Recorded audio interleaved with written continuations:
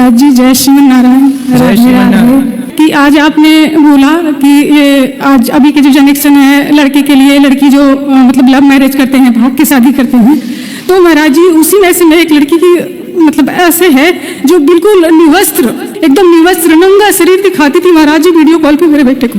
वैसी लड़कियों को आप क्या नाम देना चाहेंगे महाराज जी? आपके बेटे को जी बस में कर लिया? जी, दोनों बेटों को मेरे को एकदम बर्बाद कर दिया, दोनों उसी लड़की में। एक लड़की ने? जी। आप सभी चैनल को सब्सक्राइब कर लीजिएगा, जो भी यूट्यूब पर देख रहे हैं चैनल को सब्सक्राइब कर लीजिए और शेयर कीजिएगा।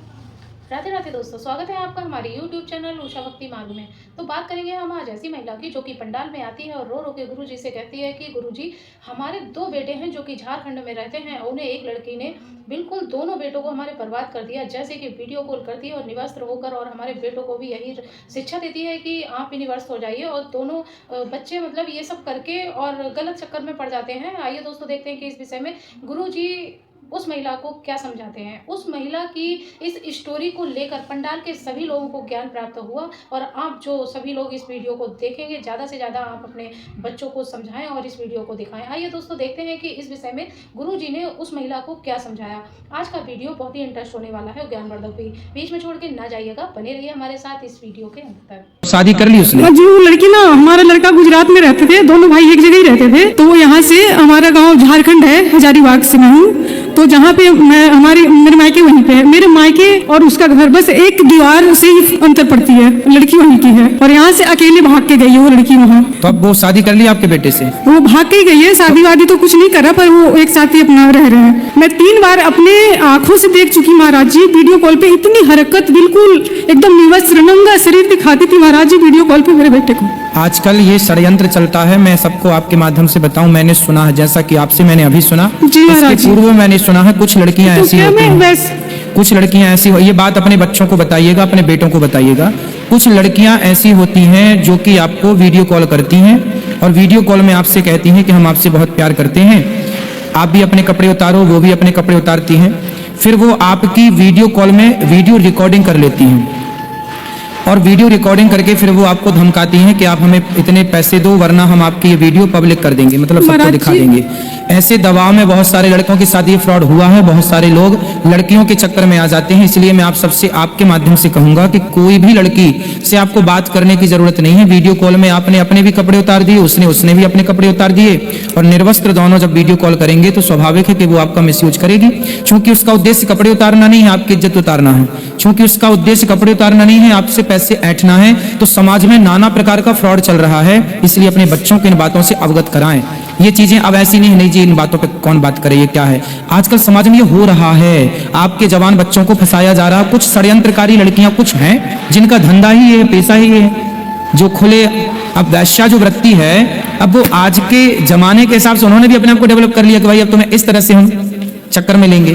तो हर लड़के को, इसलिए हम कहा करते हैं व्यर्थ की बातें किसी से ना की जाएं और पढ़ाई लिखाई पर ध्यान दिया जाए। व्यर्थ में बहुत लोग बर्बाद हो गए, मैंने सुना ही है, आपको आपके मुंह से अभी सुन लिया, कुछ और पहले मैंने किन्हीं के मुंह से सुना था, तो मैंने आपसे कह दिया। पर मैं उस लड़की के घर में एक बार नहीं, मैं 3 बार गई। उसके माँ बाप से बोलो ना। मैं बोली महाराज जी, मैं एक बार नहीं 3 बार गई उसके घर, उसके माता पिता से, उनके दादा दादी से, उनके चाचा चाची से मैंने बात किया।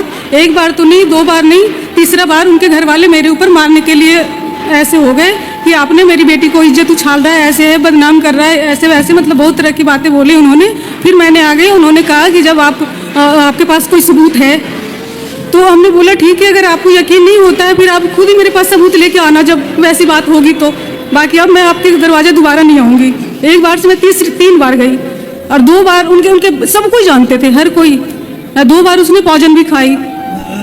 चलो अब बेटे को समझा ही सकते हैं आप, तो समझाइएगा। तो महाराज जी ऐसे लड़की को क्या अपने घर में रखना, उसके हाथ से पानी पीना? महाराज जी कोई ऐसे समाज है जो मजबूर करते हैं कि आपको रखना पड़ेगा ऐसे वैसे, पर मैं वो लड़की को बिल्कुल नहीं चाहती महाराज जी। मैं अपने जीवन में कभी उसके हाथ से पानी नहीं पीना चाहती। अब देखिए ये निर्णय आपका है, बाकी किसी के साथ ऐसा फ्रॉड नहीं होना चाहिए, ये फ्रॉड है। रिश्तों को रिश्तों की तरह बनाया जाए, रिश्तों को बनाने के समय रिश्तों को बनाया जाए, बिगाड़ी ना जाए।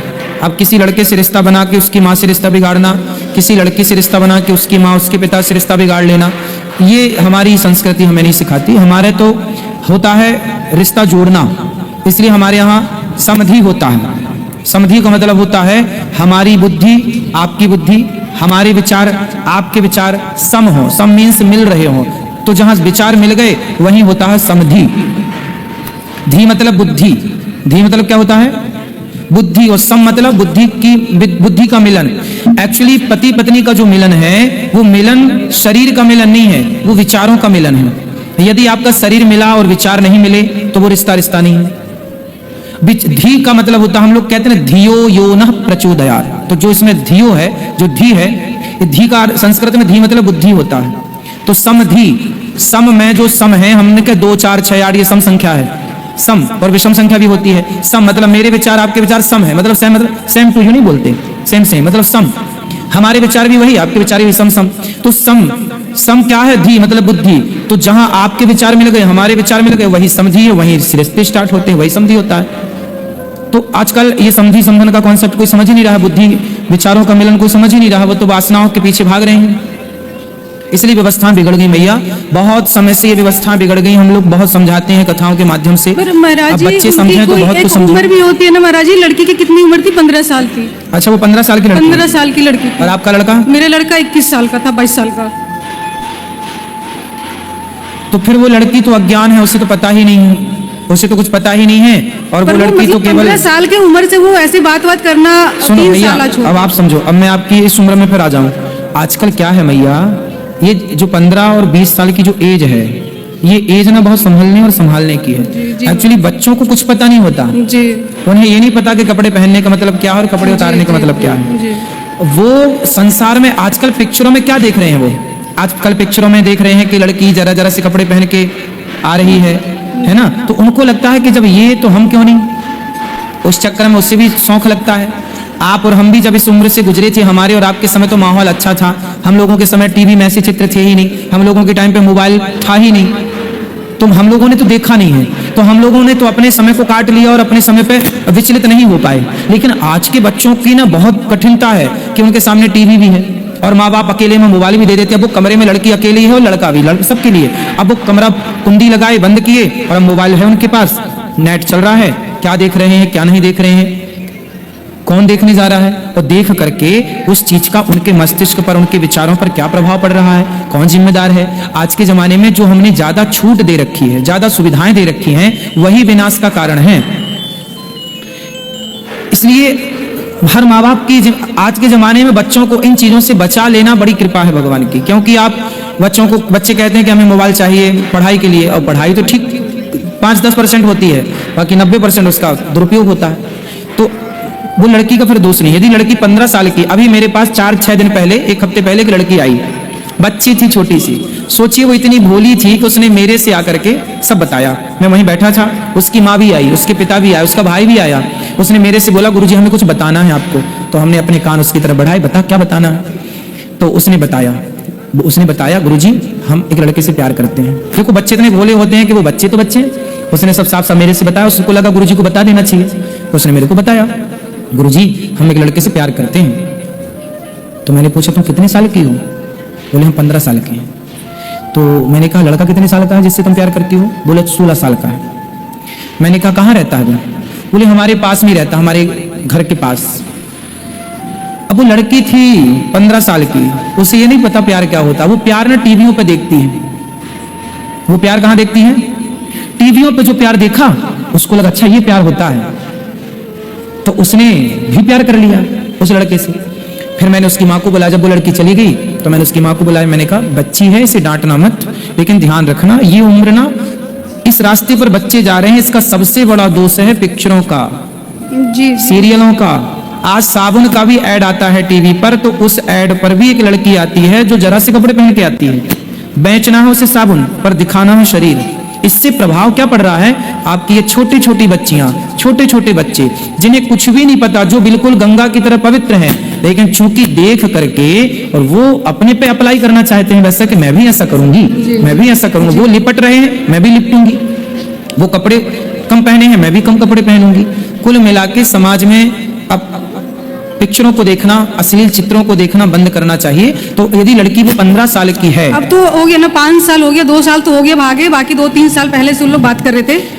तो फिर देखिए ठीक है, फिर अब पता नहीं, मैं पूरा मैटर नहीं समझता, लेकिन जो मैंने नहीं महाराज जी, पर है ना वो उसी उम्र में गांव में और भी लड़कों को पता नहीं कितने लड़के को बिगाड़ चुकी थी वो। होता है।